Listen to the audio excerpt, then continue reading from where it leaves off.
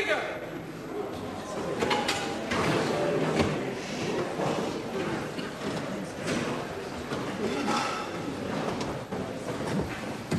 Order. The House is resumed and comes first to questions for oral answer.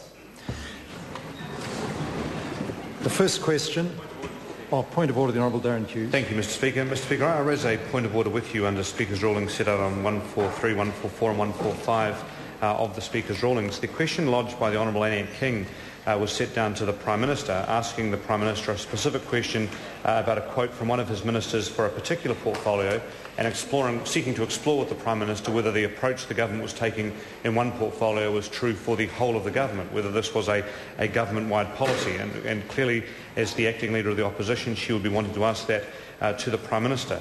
The government has chosen to, rather than have the Prime Minister answer that question, set that question down to the Minister of Labour, whose portfolio was given as a particular example for the quote for a whole-of-government question, sir. In doing so, the government's transfer renders the question almost to the point of being meaningless, because we already know the government has asserted that that is their approach in that particular portfolio. So there's no point asking a minister something about a portfolio which has already been stated.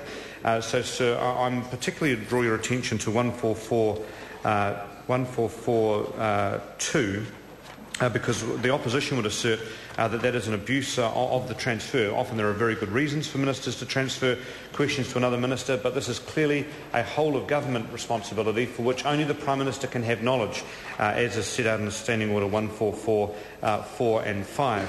That this has to be something in the purview of the Prime Minister. And so, sir, I would ask you to consider that, and if necessary I will seek leave for the question to be transferred back to the Prime Minister so that a question can be answered about the whole of government, which the quote and the meaning of the text of the question clearly sets out to do.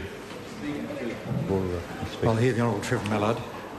Well, the Leader of the House might well No order, no, I'm hearing the member. Mr Speaker, I think there is no doubt, and I think 2 or 3 times in the time that we've been in the House, speakers have taken it on themselves, in fact, to insist that particular ministers or particular transfers not occur. And 144.2 is a standing order which has been referred to. Normally, this is a matter which is dealt with by your office earlier, and I understand that there has been some discussion about it, sir.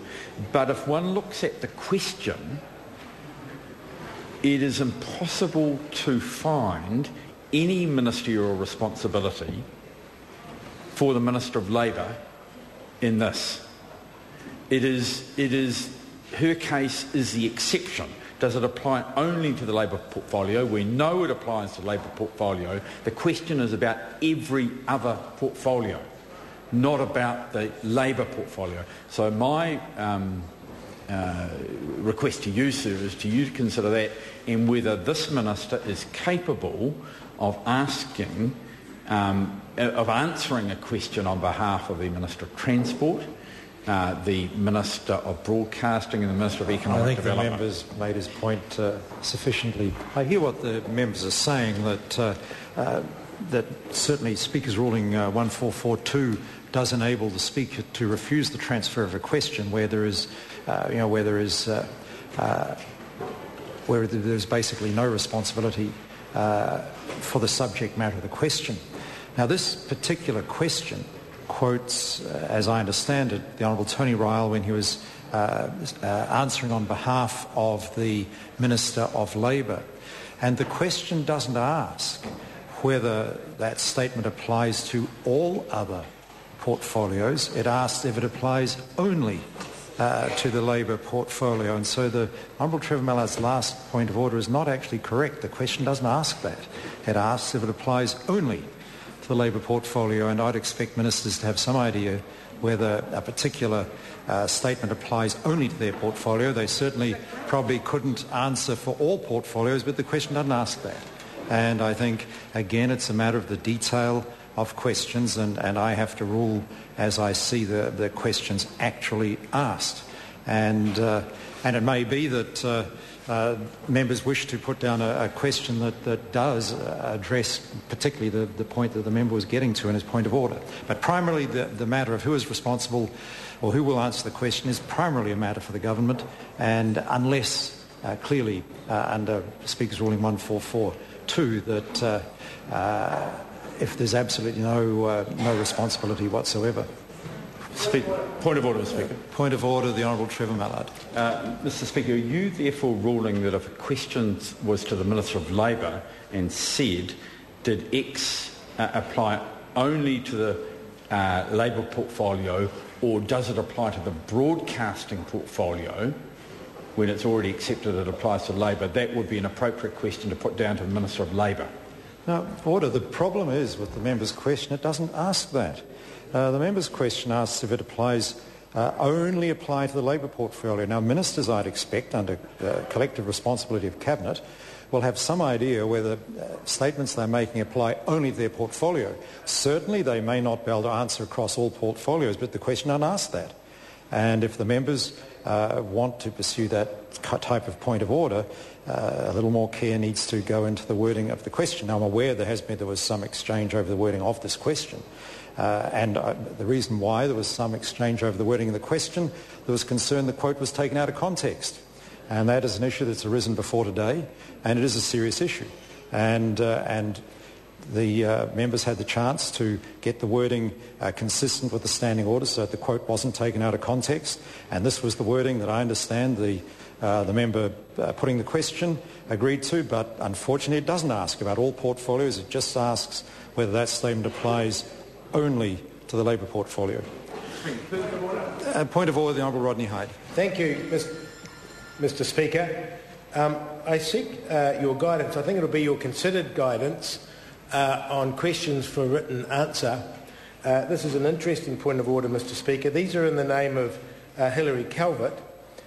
Questions number 35368 and 35366 to the Attorney General. And the questions asks her whether it's the government's intention about something, and the answer for the Attorney General is... No, order. I don't want to take up the time of the House on questions for written answer. Members know that they're perfectly at liberty to write to the Speaker when they're concerned about questions for written answer, and I give prompt attention to such communications from members, and it's well known that I often write to ministers explaining to them their responsibilities to answer those questions in accordance with the standing orders. So there's a proper process for dealing with those matters, and I don't believe it's appropriate to take up the time of the House on that, because I'd want to see, I think it'd be more appropriate for the Minister to write to me on that, for the member, to write to me on that. Point of order, the Honourable Darren Hughes. I'm sorry to take your time on this. This is a very serious matter to the opposition, because the member who put the question down was very specific about putting it down to the Prime Minister. The quote, as you rightly say, was a subject of some discussion, and it was the Minister, Mr Ryle, answering on behalf of the Minister of Labour, and he said that in the Labour portfolio, and then the quote goes on. So that quote was lifted out. A reference was made to the Labour portfolio in order to ensure that it wasn't taken out of context, and then to ask the Prime Minister, did this apply just in this particular portfolio for which the Prime Minister has responsibility?